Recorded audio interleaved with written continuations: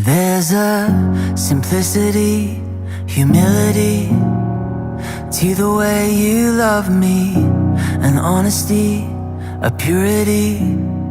God, you make it easy. No special words or formulas could ever win you over, for your love is undeserved.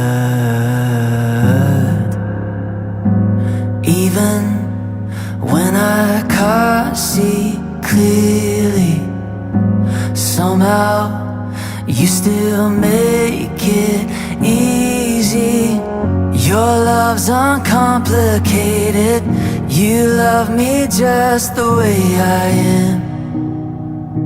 So I stand before you, I'm totally surrendered, with open hands and open heart. Jesus, have your way in me. Ooh, ah, ooh, ah. Jesus, have your way in my brokenness, my loneliness, and the secrets you see, my deepest thoughts, my hidden wars. God, you see right through me. Even when I'm overthinking, somehow you still love me simply. Your love's uncomplicated. You love me just the way I am. So I stand before you, I'm totally surrendered, with open hands and open heart. Jesus, have your way in me. Ooh, ah, ooh, ah. Jesus, have your way in me. I can sing over and over, I love you, it never grows old. Oh, how could I tell you enough that I love you, Lord. Your love's uncomplicated. You love me just the way I am. So I stand before you, I'm totally surrendered, with open hands and open heart. Jesus, have your way in me.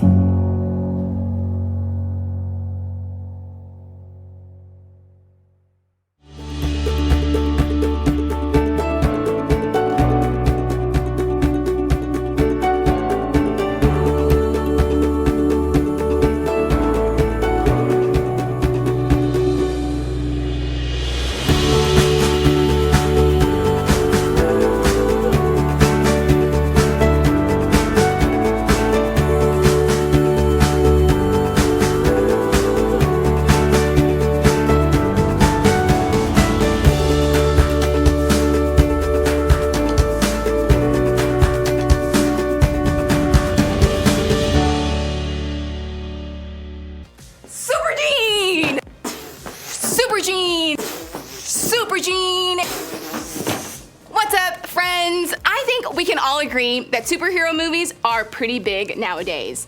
Between Marvel and DC, we have enough movies, video games, and spin-off shows to keep us entertained for a long time. One of my favorite things about superhero movies is the super cool, like, hero landings and jumps and poses and sayings that superheroes have.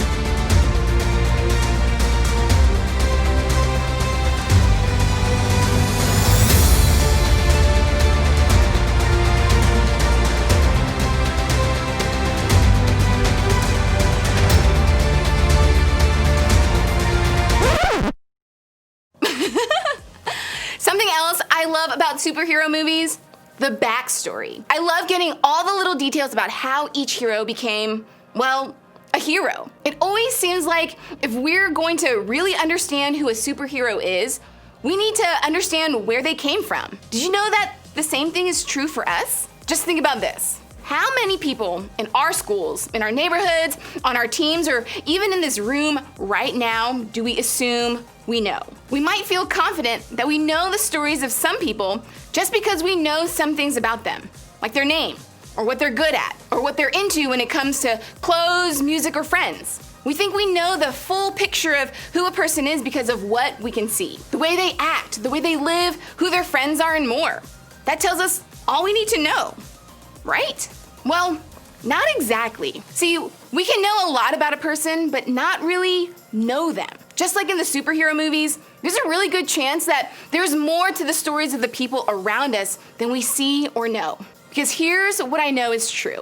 Everybody has a backstory. In each and every person we think we know, there's more to their story than what we can see. And if we really want to know someone, we have to understand where they come from. We have to see more than just what's on the outside. We have to understand the people, experiences, beliefs, and more that make them who they are. Now, I think you probably know what I mean because you have a backstory. You know that in your own life, there's more to the story, and you want the people around you to recognize that too. Maybe you got angry and yelled at a sibling this week. You found yourself thinking, she'd understand if she knew about the friend drama going on right now. Or maybe you turned an assignment in late and thought, my teacher would be more understanding if she knew that the power got shut off at our house this week. Maybe you stopped texting a friend back and thought, they have no idea how depressed I am. If they did, they'd know why I'm not responding. That stuff going on that you wish other people would consider, that's your backstory. It's where you're coming from right now. And if you're like me, you wish people would try to understand a little more of it from time to time. But I think the question for all of us is this: do we give the same kind of grace to other people? I know I sometimes don't. The reality is, we rarely consider the backstories of other people. We don't often stop to consider where they're coming from. And because of that, we don't ever really personally know them. So how do you and I begin to see the backstory? How do we make an effort to understand where people are coming from? How do we make it personal? Thankfully, Jesus gives us a great example to follow. Over the past couple of weeks, we've been looking at a cool story from Jesus' life. A couple of thousand years ago, he was traveling in ancient Israel and came across a town that was home to a well-known bad guy. I know we talked about superheroes earlier, but this guy was more of a super villain in his community. His name was Zacchaeus, and he was a tax collector, which basically meant he cheated his neighbors out of money just so that he could keep his wealth and power. Even though his reputation was rough, when he heard Jesus was in town, Zacchaeus went out and made an effort to see him. He wanted to catch a glimpse of Jesus so much that he climbed a tree just to see if he could spot him in the crowd of people. What was crazy is that out of the entire crowd, Jesus noticed Zacchaeus up in that tree. And not only that, Jesus walked over, called Zacchaeus by name, and told him to get out of that tree. Why? Well, for a reason no one expected: to hang out. Yes, that's right. Jesus wanted to hang out with Zacchaeus, to spend time with him, to get to know him. And not just anywhere. Jesus wanted to go to Zacchaeus' home, the place he came from. Take a look. When Jesus reached the spot, he looked up and said to him, "Zacchaeus, come down immediately. I must stay at your house today." So he came down at once and welcomed him gladly. I realize Jesus inviting himself over to Zacchaeus' house may seem a little strange to us, but it would have been absolutely wild in this culture 2,000 years ago. Zacchaeus was not a good dude, and everyone knew that. I mean, Jesus knew it too. But Jesus wasn't satisfied with only knowing about Zacchaeus. He wanted to actually know Zacchaeus. That's why Jesus wanted to go right to where he lived. See, there's something about where we live that says a lot about who we are. Where we live is usually the place where we're most comfortable.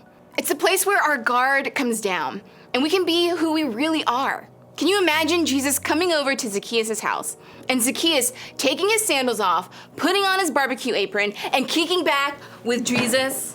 "Hey, what's up, Jesus? What you want, some pork or some beef? Some sauce with that? I don't know." Now, I'm not sure that's exactly how it went down, but one thing is clear.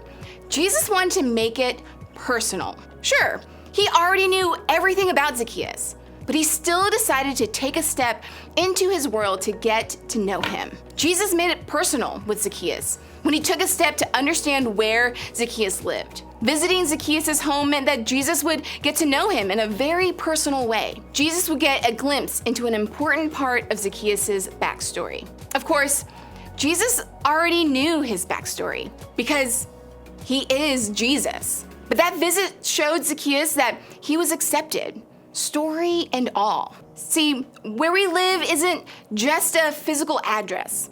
It's a place that gives others a glimpse into our personal situations, our day-to-day lives. Where we live is a part of our backstory. It's the part most people don't typically get to see. And what's cool is that what Jesus did for Zacchaeus was an example of something that Jesus does for you and for me too. While he may have walked into just one man's house that day, it gives us a small glimpse into the way God stepped into all of our lives when he chose to send his son, Jesus, to earth. The God who created the universe stepped into our world to understand where we come from, to show us how much he cares, to understand our stories in a real and personal way. It's personal because Jesus understands your story. He knows our stories because he knows where we live and what it's like to walk in our shoes. He doesn't just see and understand a little bit about us. He knows us because he knows our whole story. And he loves us no matter what. If the way we treat other people is going to be personal, then we have to choose to understand their stories, just like Jesus does for us. So, where do we start? Well, before we get to know others, we might need to become known ourselves. For some of us, our first step might be to acknowledge that Jesus wants to know you personally. In fact, he already knows you better than you know yourself. But you might need to invite him into your story. He wants to be a part of your life in a real, personal way. You can talk with your group leader or a friend you trust about what it means to follow Jesus and experience life the way that he says is best for you. Then, it might be time to let someone else into your story. Your step might be to share more of your story with someone else. Not just some random person or a stranger, but someone who really cares about you. Someone you trust who is really a big part of your life. A great place to start is with your small group. What if you started to share a little bit more about where you come from? What if you told them a little bit about what your life is really like? What if you opened up to share more of your backstory? It could be the step that helps them know and care about you personally in a way they couldn't before. Maybe you're in a place where you want to make it personal with others, the way Jesus did for you. You can do this by giving someone the gift of going second. In other words, you can be the first one to share. You can choose to share a little bit of your own backstory so that other people know it's safe to share some of theirs with you. When you share a little about what you're living with right now, it can give someone the courage to do the same. And when someone does share their story with you, make sure you choose to listen and ask questions to learn more. When you show someone you care by listening and wanting to know more, you show them just how personal getting to know their story is for you. Just imagine if getting to know the stories of your classmates, teammates, and neighbors was something you took personally. You'd start seeing people for who they really are instead of who you think they are. You'd become known as a person who really cares, a person they can trust, a person who wants to know people in a real and personal way. You actually have an opportunity to do just that in your group. It's a place to ask questions, to listen, and get to know their whole story. And you can share your story with them in return. So remember, it's personal because Jesus understands your story. And as you get ready to share a little more of your story with your group today, I want you to think about this. What's one thing most people don't really know about you?